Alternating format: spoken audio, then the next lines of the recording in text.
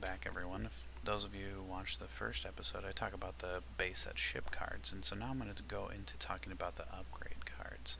And I just want to let you know when I'm doing these cards, I'm also going to talk about pros and cons and strategies and tactics and things like that. This is all speculation. I'm just making stuff up. I'm going through and looking at what cards look like they're going to fit well together. I have looked at the Wave 1 stuff, so there will be some of that tied in, but most of it is just me looking around, looking at different strategies, seeing what I think is going to work well together. So keep that in mind. If you have something different that you'd like to post, feel free, post some comments. Let's get some conversations going. I am by no means the end-all to this kind of stuff, so.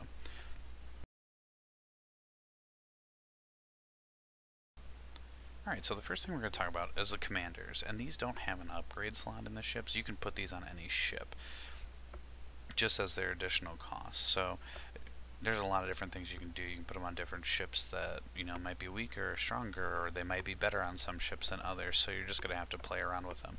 These don't really matter too much what ship they're on. In the future they might come out with some of these commanders that matter what ship they're on. Maybe they just affect that ship that they're in. I'm not sure, but these are the two that we have to start with. So the first one we're going to talk about is Grand Moff Tarkin. And he is just for the Imperials. You can tell by the symbol that's down there in the right hand corner. And what he does is at the start of each of your ship phases, each of your ships gets one command that you choose. So you choose one command, let's say it's the Squadron command. And then each of the friendly ships that you have, no matter range, whatever, just all of your ships are going to get one token of that type. That ability is really good. Now, like I said, the Imperial symbol down there means that he can only be used on Imperials, and then his point cost there is 38. So he's quite expensive, but you're paying for what you get. He can be quite good. So let's go into some pros and cons for him. So definitely the upside for Grand Moff Tarkin is that it affects every single ship, every single round, which is amazing. It gives you a lot of extra command tokens that you're going to be able to play with as you go on. The cons are, he costs 38 points. He's real expensive. And the other thing is that some tokens are weaker, just from my opinion, from what I see. Like the difference between using the Squadron token and the Squadron command, like in your Victory class Star Destroyer, is a big deal. It's really not too worth it to pick that Squadron command all the time. But stuff like engineering seems really strong on like the Victory class to use, because half you're still getting 2 points. So it really depends on what tokens you're using if you're going to get the value. For the strats for this guy, I'm going to use him in larger fleets, and so right now you probably don't have larger fleets that you're playing with, but in the future when you have more ships, I'm going to play him in an Imperial fleet that has tons of ships in it, just as many ships as I can get to maximize his potential. It does give you a lot of flexibility because you can choose other commands and then he can give you tokens for different ones. And then we'll talk about it later, but if you use him with the Dominator title, I think it'll work really well. You pick the repair or the engineering token, and then you can use the Dominator title to get a free extra die, basically. I think it could be really good. So on the Rebel side, we have General Dodonna. And what his ability is before an enemy ship is dealt a face-up damage card, you look at the top 4 cards of the deck, and then you can place one on top and discard the other. So you basically get to pick which face-up damage card that you're going to put on the enemy ship, which can be a huge deal. You could take out, you know, like one of their key cards that they have on that ship that's really giving you some problems, or, you know, maybe you can deal some extra damage. There's a whole lot of things that you can do, and the fact that there's no range on it, and it happens every time that you're going to deal a face-up damage card, I think the upside for him is going to be really good. And he costs 20 points, so it's expensive compared to some of the other upgrades, but it doesn't seem like it's that expensive. So the pros for him are that it happens every crit, which I think could be really good. The upside is definitely there. And like I said, his cost doesn't seem like it's that much for what you get, so I think that could be a pro. The cons? The fact that you have to discard the rest of the cards that you don't use, I could see as a con. It'd be really good if you could, you know, set up the deck for like what you're going to get hit with next or something like that. And the other thing that I've noticed is that when I'm playing against a victory class, it seems like it takes me a really long time to get through the shields. So that could be a con. It seems really difficult to get your crit damage in on that big ship. So the strat that I would use with them is to use something like the ion cannon, knock out their shield, so that way you can deal the crits to them, or use Dodonna's Pride title, which we'll talk about in a little bit. The other thing that I think is going to be good with, though, is that the Rebels use a lot of bombers. So the fact that they can have that bomber ability, use their fighters to crit ships, I think will give an extra edge if you use General Dodonna, to make sure that your opponent is focusing on your fighters, which should free up your capital ships to do some extra stuff.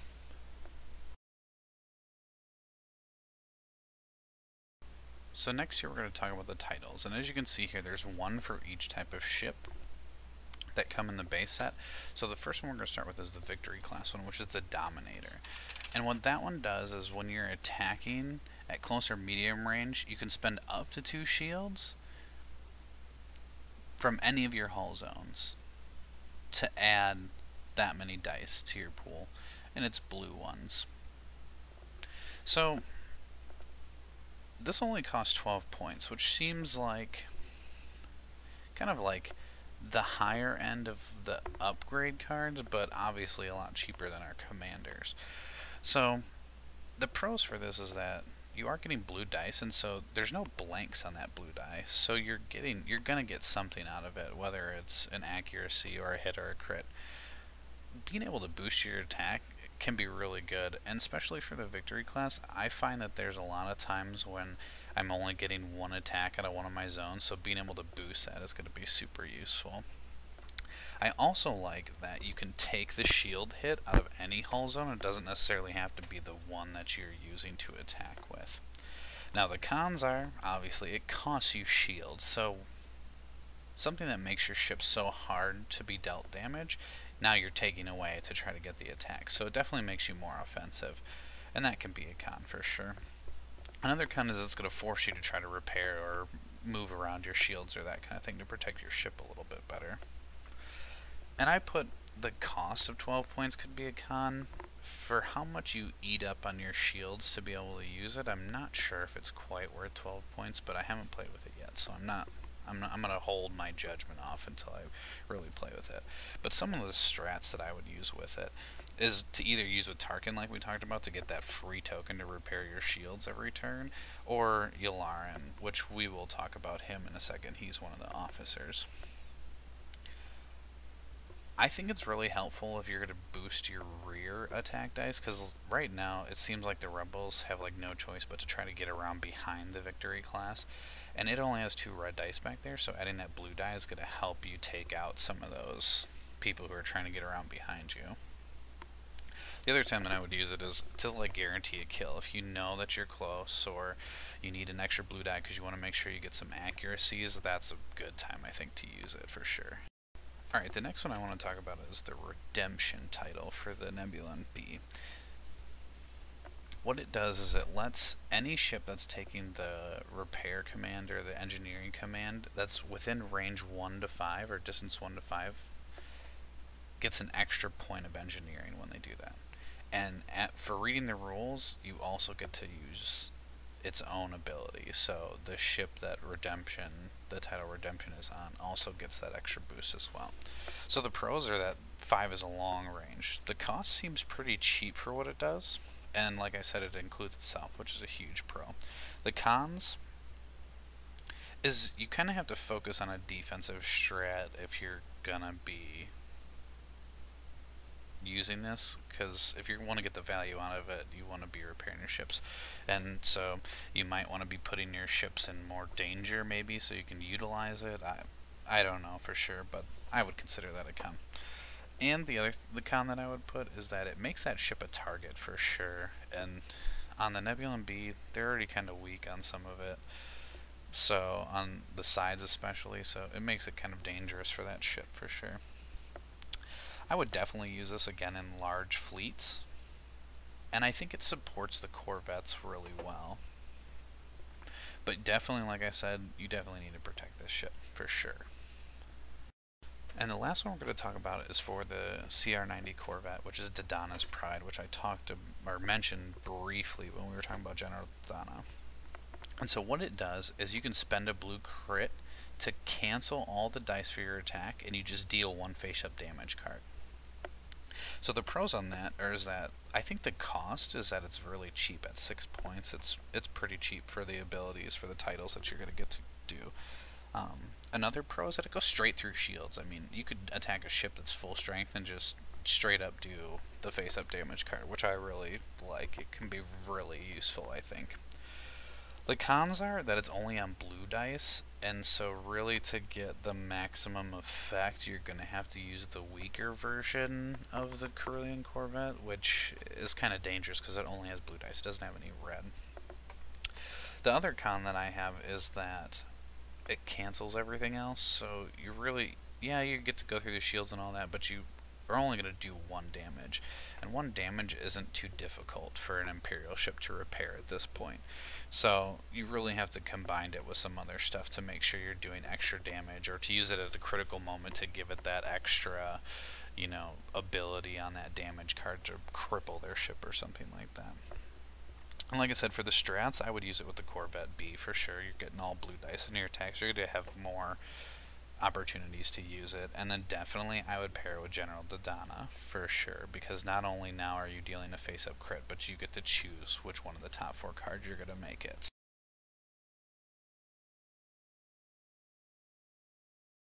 So next we're going to move into the officers, and this is the start of all the cards that start taking up the upgrade slots. So the first one that I want to start with is the Rebel only one, which is Leia Organa. And what she does is the ship that she's on, when you reveal their command token, another friendly ship within range 5 can change the top command into the command that you just revealed. So this can be really useful to help get certain commands that you want to your other ships. The pros for her is her cost at 3 points. She's super cheap. The range 1 through 5 is really good, and your planning doesn't matter as much for your really big command value ships. It makes it a lot easier for sure. The cons is it changes the command, so you could have had a command up there that you really needed, and now you've changed it to something else that you desperately needed for this turn, but you still needed the other thing, so now you have to plan ahead even further and wait for it. And the other con is that it's better on the Corvette, I think, because it only has a command value of 1, so you instantly get to reveal it, and so you can really pick what you want to use on her ability. And the downside of that is the Corvette's the weaker ship, I feel. Having said that, I definitely put it on the Corvette, like I said, because it's better to flip it over right away. I definitely use this to support your higher command ships, and I think when Wave 1 comes out, you're going to have a ship kind of like the Victory class that has 3 command tokens on it, so that'll be super helpful to support that ship. And then the other thing is I think it adds a little help in the player error portion of it. If you make a mistake and like, well, I picked a command that's going to be pretty useless, but now you can change it and make it something that's going to be way more useful for you. Next we're going to talk about the Imperial only, which is Wolf Yularen, and what he does is he makes it whenever you spend a token, you can exhaust him, and then you get that token back, basically. The pros for that is his cost is pretty cheap for what he does. 7 points to get a free token every turn, and then it has really good synergy with some of the other cards like Grand Moff Tarkin. Grand Moff Tarkin gives you a token, now he can use it for the rest of the game pretty much just by reusing it. The cons are it's only tokens, so you're getting the diminished effects for sure, and then he must be exhausted, so it's only 1 token around. He's still really good, I think. I would definitely, if you can spare the points, I'd pair him with Tarkin, like I said. Put him on a ship, Tarkin gives you a token. He can use that token for the rest of the game, pretty much. I would use the value tokens like the repair and the maneuver one more, rather than the other two, just because I think that they're stronger, especially the repair one. It makes it so you get a free 2 engineering points every turn with the Victory class. It's really good. And then the other thing that I would do, I would stock up on tokens for the first couple rounds, so he has a lot of options to reuse throughout the game. So the next two I'm going to talk about together, because one is just for the 2 offensive abilities and the other one's just for the 2 defensive abilities. So these two are the weapons liaison and the defense liaison. And what these do is that before you reveal a command, you can spend one command token of any type to change that command. For the weapons, it's either the concentrate fire or the squadron command. And then for the defense one, it's the maneuver or the engineering command. So I think the pros for both of these is that it adds a lot of flexibility, because if you failed at getting a good token in the past, you can use it to get something better then later in the future. It kind of adds that error ability that I talked about. And then the other thing is the cost. At 3 points a piece, they're both really cheap, so if you have a few extra points, you can just toss one on your ship and be able to utilize that extra ability. So the cons, I think, is that you're spending your tokens, and you are getting a stronger effect, but getting rid of your tokens that you could really need, or you saved up on purpose for something. Now the strats for these is I think they're really good with Tarkin, and I think it's going to be really good with Yularen again. So on the Imperial side, I think it's going to be really strong. The other thing is it allows you to focus your commands. So if you have like the defense liaison, you can focus your commands on the attack ones, and then if you need to, you can switch them over to a defense one with a token, that's an extra token that you're holding. So I think that can be a really good way to kind of minimize your choices.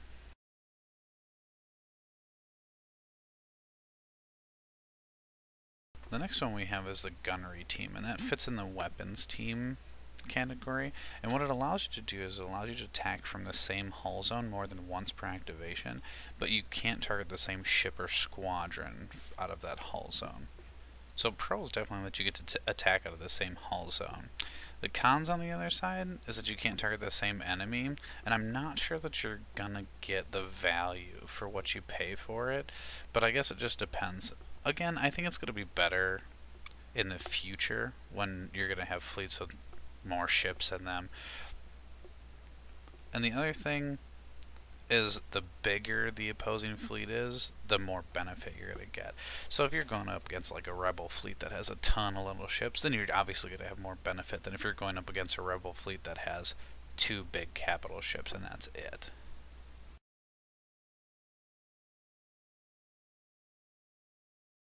So next we're going to talk about the support teams. First one we're going to talk about is the engineering team, and what it allows you to do is whenever you take the engineering action, you gain 1 additional engineering point. Pretty straightforward, costs 5 points. The pros for this is that I think the repair lines get better. Like having repair 2, it's okay, but having repair 3 is much better. Having repair 3, but then going to repair 4, again, way better. The other thing that I think that it is good with is that it's the token and the command. So you're paying 5 points, but you're getting both different types that you can use it with. The cons, again, the value, you might put it on a ship and then your opponent might like hardly ever attack it, so you might not need to even use the defense tokens. And the other thing right now is that it's only on the rebel side. So I'm not sure if they're going to add more. I would assume that they're going to add ships on the Imperial side that can use it. So the couple strategies I would use is I would use this to protect one of your fragile ships or maybe your flagship in certain scenarios. And the other thing is I would put on the Nebula and be with the redemption title, and all of a sudden you're up to 5 engineering every time you do that. So that can be really good and really hard to take down a ship that has that much repair capabilities on it. And the next one there is the nav team, and what that allows you to do is you can use your tokens for the maneuver ability to increase your speed or yaw value. So you can choose to either increase or decrease your speed, or you can increase your yaw value by 1, which I think can be very helpful.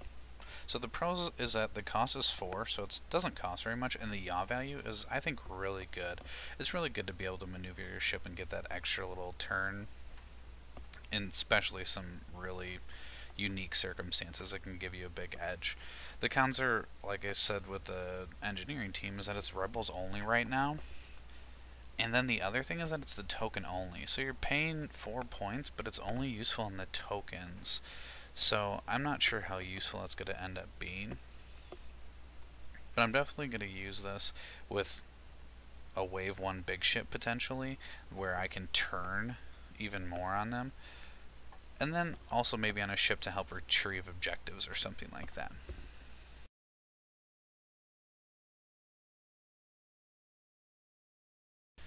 Next thing we're going to talk about is the offensive retrofit, which is the Hangar Bay. And what this does is it gives you +1 to your squadron value for 5 points. Pretty self-explanatory there. Pros, pretty simple. Gives you +1 squadron, and the cost is pretty cheap. The cons are is that's the Imperial only, but in the future I'm guessing you're going to be able to do this on Rebel ships as well. But for right now, you make your victory take out all enemy fighters in one go, just by using a ton of your fighters and just destroying all the Rebels. I think it's going to be great on the victory right now.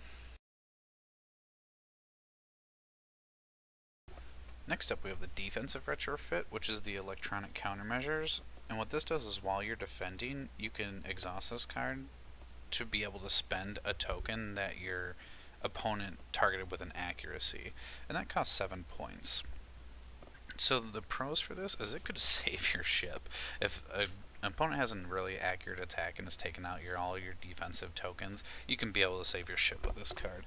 The cons are the value. For 7 points, I'm not sure if you're going to get that much value out of it. But definitely, I would add it to your flagship that you're able to put it on, and just add some more defense to it and make it a little more survivable.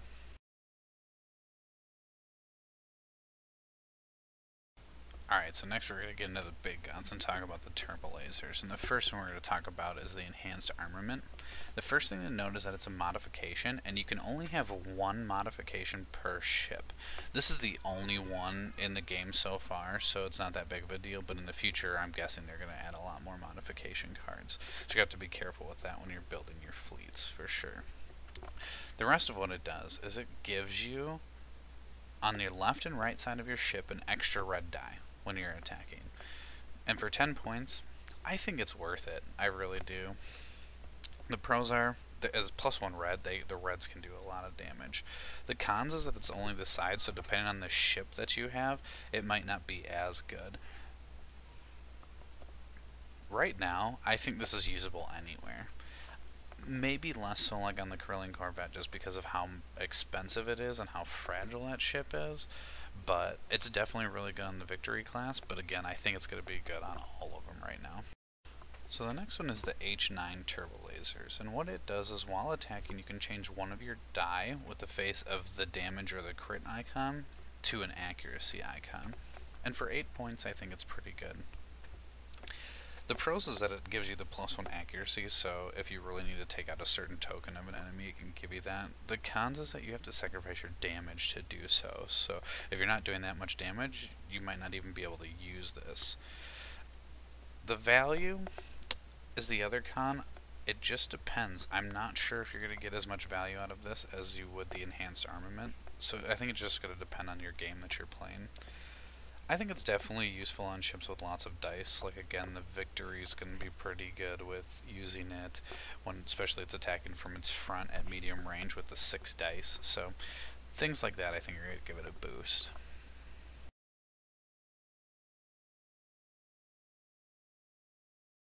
So the next thing we have is our ion cannon, and this one is called Overload Pulse.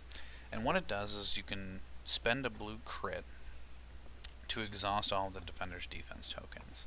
So that's like your crit ability that you're going to get to use, which I think is really, really good. The pros of it are that it's all the tokens you get to exhaust and flip them over to the red side, and then you still get your damage. I think that's definitely a big pro for that ability there. The cons are the range is that you have to be within medium range to be able to use it, and then you can only use it on a blue crit die, so it's going to make it a little more challenging to use. I think you would use it on the Corvette B since it has all the blue dice, so fly in there and get a quick hit on the Victory class, take out all of its defensive tokens, and then hit it with everything you got with your other ship.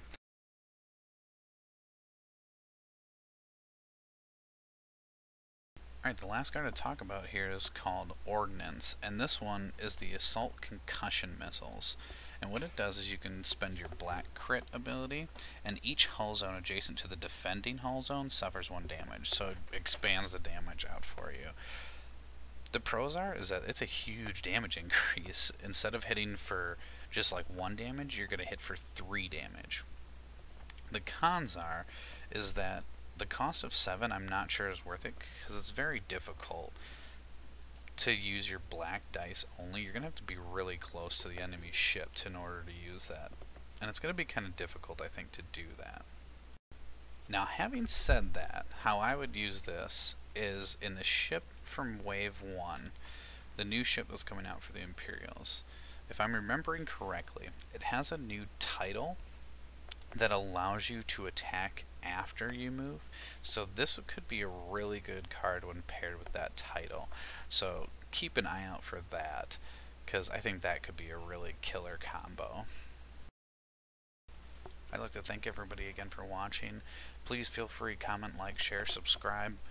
Keep an eye out for the next video, which is going to be the last one for the base set cards, and we're going to talk about the different objective cards that are come out, and again, what they are, how the strategies might work with them. Let's get some comments going below. Let's talk about some different strategies that maybe you guys have come up with to use with these cards that I haven't talked about here. And until next time, have fun gaming.